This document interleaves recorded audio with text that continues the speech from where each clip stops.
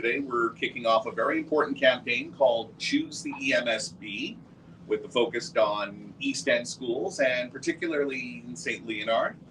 And this campaign will feature a series of presentations in person and online of prominent EMSB grads. Now, here with us today are Chair of the EMSB, Joe Ortona,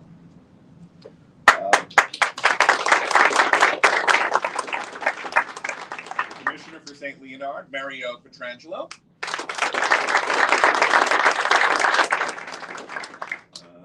I believe we have parent commissioners Maria Corsi and Tony Speranza. No, not.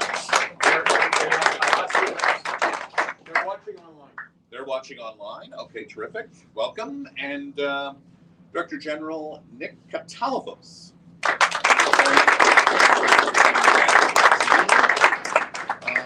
All of our schools offer an excellent educational experience, and we want our parents to choose the public education system. We want our parents to choose the English Montreal School Board. I attended 2 schools that are part of the EMSB, and I'm a practicing attorney. Our guest speaker attended 2 East End public schools, and you will hear shortly what a remarkable career path he has served for himself. Tony Loffreda is the first Canadian-born senator of Italian descent and currently sits on the Senate's National Finance Committee, the Committee on Banking, Trade and the Economy, and the Committee on Internal Economy, Budgets and Administration. He also serves Senate working groups and is vice chair of the Canada-Italy Interparliamentary Group. He is a member of the Independent Senators Group. Prior to his appointment, Senator Loffreda was a vice chairman and executive at RBC. He brought to the Senate over 35 years of experience in the financial industry. We're glad to be here at Laurier Macdonald High School, as well as having students online from our 3 St. Leonard elementary schools. Like Joe said, I went to public English schools and very proud of my experiences there. And I was sharing this morning with a few people that we always remember our teachers, our directors, our principals, and the great memories they bring back. I remember, people say, what's more important? Public school, private school, they want to choose the school. The most important is the people. And there's a saying, and I won't coin this, is that nobody cares what you know until they know how much you care, right? And the point I want to make, it's about the teachers. And there's great teachers in the school system. So getting back to your question, sorry, I'm a good politician now, eh? So getting back to your question, what does a senator do? A senator is a check and balance on the prime minister and on cabinet. So in other words, in order for legislation to be enacted in Canada, there's 3 parts: the Governor General, the Senate, and the House of Commons. So the Senate, we could initiate legislation, we could propose legislation, and if you see legislation being S and a number, it started from the Senate. If it's C and a number, it started from the House of Commons. So in order to become law, you need all 3 parts to enact, to agree, to approve legislation. So in other words, the House of Commons, the Senate, and the Governor General. And the Senate is a check and balance on the Prime Minister. In Canada, with 38%, you have a majority. So you need a Senate to to be a firewall and to protect against the excesses of democracy.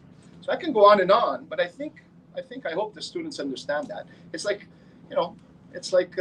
having somebody amend, propose, where there's many specialists in the Senate, many experts that will complement the elected members of Parliament very well. And that is the goal of a senator. And I'm honored and privileged to be there and to be here this morning. So as you see, I enjoy this, right? So. Well, that's great. Okay, you probably addressed this while you were giving us your wise words before, but take us back to while you were in elementary and in high school, and what was did you have a career goal in those days, and how did it develop? We, like all kids, and what you see is what you get here. When we were kids and we were in high school, I remember until I was 16, you know what I wanted to be? A professional hockey player. But I look back, and I was a decent hockey player, but I wasn't great, you know. And I remember after 16, after Mrs. Riga had called my mom 3 times, I went into CJEP and I said to my mom, well, I got to keep my promise here. I got to start studying. I quit hockey. What did I want to be? At first was a doctor. But what I could, if I have some advice for the students, what you need is mentors. A lot of times I'll say, get 1 mentor. Why not get 10 mentors? Today with social media, you can reach out, get mentors. A lot of people do it. I mentored quite a few people. So I never knew what I wanted to be, I'll tell you. And I'll tell you another thing. A lot of people do CVs and send out CVs. I almost never did a CV in my life. It's always the people that surrounded me came and asked me, hey, Tony, we need you here. Or Tony, would you like to do this? Or Tony, would you like to do that? And RBC was the same thing. The president at the time. And if I could say another story, just a quick story. Could I say that? Or? Oh, sure. So a quick story is, I remember my first job, right? Here I am at Zitrus Siblin Steinley, auditor. Now I came from, my parents were factory workers. My dad, the ambition he had for me at the time was, as long as you work in a tie, integrity never negotiable, good Italian families, you know, from the village, church every Sunday. If we wouldn't go to church on Sunday, my mother would say, have no time for God, no time for lunch. You're not eating. So church, integrity, you know, integrity, non-negotiable. Even if there was a dime, don't pay it. So my father, all he wanted me to do is work in a tie, be an honest man, earn a living, you know, raise a family. So here we are at Citra. And I remember my first boss, I'm getting to my point. My first boss, he says, after 2 years, says, you know, we expected you to bring in new clients. We expected you to do this, do that. Here I am. It's my first job. I come from a, you know, humble background. And I said to her, I said, well, listen, if you're not really happy with my performance, I have to go somewhere else. So I did go somewhere else. And I ended up at a large accounting firm, or CGT. And then ended up being managing director of North American Corporate Bank. And every time I'd move up, guess who I'd call? My boss that said, you know, we expect more out of you. I said, well, now I'm auditing banks now. And if you'd like to maybe have a little piece, I'll keep you in mind. Then I was, so on and on, we kept in touch. And guess what? She was best friends with the president of the Royal Bank. She was really up and going, a prominent lady. And at one point, the Royal calls me from the National Bank of Canada, where I was managing director of North American Corporate Banking. I was leading commercial, they call them VPs today. And she says, the Royal Bank wants to speak to you. So I don't need that visa with the Royal Bank. Finally, I ended up being head of commercial, head of real estate capital in Canada, and executive vice chairman at the end. So all to say that, never burn your bridges. Always keep in touch with everybody, regardless what the circumstances were or are. See, so that's so important, and that is my story. I kept in touch with her, and next thing you know, right? Okay, terrific. So well, why don't we throw this out to the students? How many of you think you know what you want to do career-wise? Police officer. Police officer. Police officer. Can I intervene because you want to be a police officer? Mr. Ortona, can you tell them what you wanted to be before you were a lawyer or what you studied? Oh, I want to hear this. So I wanted to be a police officer too. And I actually went to police technology at John Abbott College. I graduated from Police Tech. And then I went on to study university. And while I was in university, I had a change of heart. The reason why I went to university before going to the police academy was because I always had what Senator Loffreda was talking about, ambition. I knew that I knew that I wanted to maybe move on and become like a police detective or a homicide detective or something. And so I knew that I needed university for that. And while I was in university, I then had a slightly different change of heart, and I wound up enrolling in law school, where I'm a criminal lawyer, so I still am working in the field of criminal justice. But sometimes you never know where your career path can take you, you know? And that's okay, because you guys are still young and you have plenty of time to figure that out. But what's important is that you're ambitious, you're working hard, and that you're always, you know, moving in the right direction and making steps to get to where you want to be. And I understand, Mr. Pietrangelo, you were a police officer. Yes, I was. I was a police officer for 30 years. Tell us a little bit about that. Montreal Police Force. It's a great job. It's not a boring job. You see things that most people don't see. You see a lot of bad stuff, bad things. Very rare you see good things, but you have to have a strong mind. You have to, like I was talking to her before, it's one of those jobs where you go to work and you leave your work at work when you finish the job. You go home, you don't bring it home, because if not, you'll never make it. But it's a great job.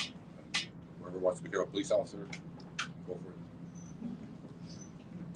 A lot of times today, a lot of the students I meet, I was on the board of governors at Concordia University and involved with the John Molson undergraduate case competition. We started that. Today it's the largest case competition in the world, undergraduate. And a lot of them will say, I want to do what I'm passionate about. But what's important also, you have to develop a passion for what you do. And I became an accountant because there was jobs in accounting. In the 80s, unemployment was up here, inflation was up here, interest rates were up here. I wanted to show my dad, hey, I can work with a job where I wear a tie. And accounting, there was always jobs. And you know what? I loved it. I developed a passion for what you do. So you have to develop, all that to say, develop a passion for whatever you do. Well, and you can't always do what you like. But I think the Rolling Stones said that. I'm aging myself now. You can't always get what you want. But if you try sometime, you'll get what you need. Get what right? you need. So and so you have to love what you're doing. So whatever you end up doing, just love it, and you'll see the road will take you somewhere where one day you'll wake up and say, hey, the senator was right. I really love this. You want to be a politician? Yeah. Well, depends what you want to be. You want to be prime minister or? Maybe, but Why not? Why not? Aim for the top. Because I never knew what I wanted to become. And even a senator, if we have time, I never knew I wanted to become a senator, but here I am. But all that to say that philanthropy, I would say at RBC all the time, what's important? In order for our clients to thrive, our communities must prosper. And I've said it to Nick, I think, or Joe this morning, where I was saying since the Second World War, the return on capital has been up here. The return on labor has been down here. And you have to help communities. And we're talking about, homes and the cost of living today and inflation and how difficult it is for everybody.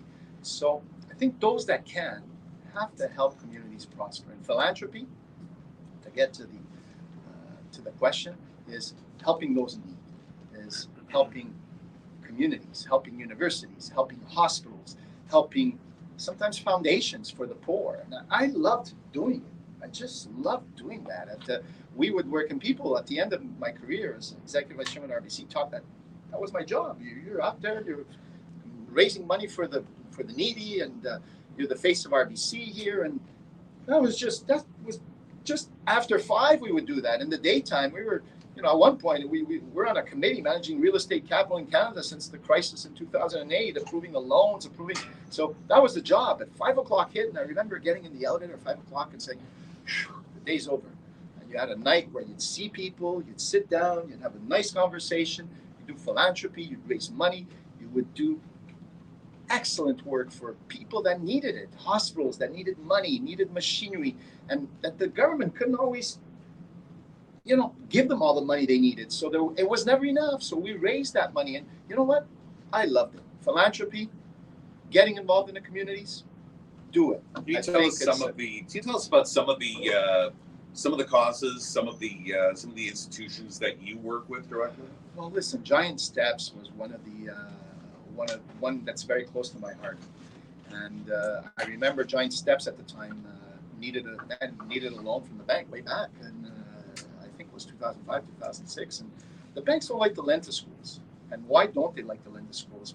First of all, I want to defend the banks. What they do, what they don't do, is just to say so we can get a few more bankers here. What is the bank's primary role is to make sure that your money that you've deposited is there when you want to take it, right? The bank makes in losses, the bank is 0.5% they have to lose on the loans they make. 0.5%. Not much. Think about that. Just think about that for a second. That means every 200 loans, Every $200 that they lend out, that's the industry average. Now, that being said, there's a conservative approach. Canadian bankers are conservative, and they don't like lending to schools. Why? Because if the school doesn't pay their debt, what happens? You got to, seize the building, throw the kids out, and so Giant Steps, we did that loan at that time, and it was a great school. Today, it's the Harvard of Autism, Giant Steps. I'm very proud to say that. But I got involved with Giant Steps, got involved with their fundraisers, got involved with their board, got involved with their people like Nick here that's on my left. And I just loved it. And when you see the families that have been affected by autism, and how they are affected, and my heart goes out to them, and the courage they have, the perseverance, which I talked about, to keep going, to keep raising the family, to keep giving these kids all they need, to give them their heart. How could you say no? And at that point, I got involved with the school. My heart was always in it, and it's I really enjoyed it, and enjoyed meeting all the people and making friends along the way. As they say, there's a saying that says we spend a lifetime looking for treasures, but the real treasures are the friends we make along the way, right? So. Very quickly, where did you learn how to speak French? How did that come about? I think what's important in every language is practice. You have to practice the language in order to really learn it. And school was great. In the English school I went to, St. Rita's Elementary and St. Pius X, we had great French teachers. I remember them as if it was yesterday. Boy, the French and the verbs, and people will say, well, how do you get the accords right? And very similar to Italian, right? A cow is feminine in Italian, it's feminine in French too, right? So I never gave away that secret.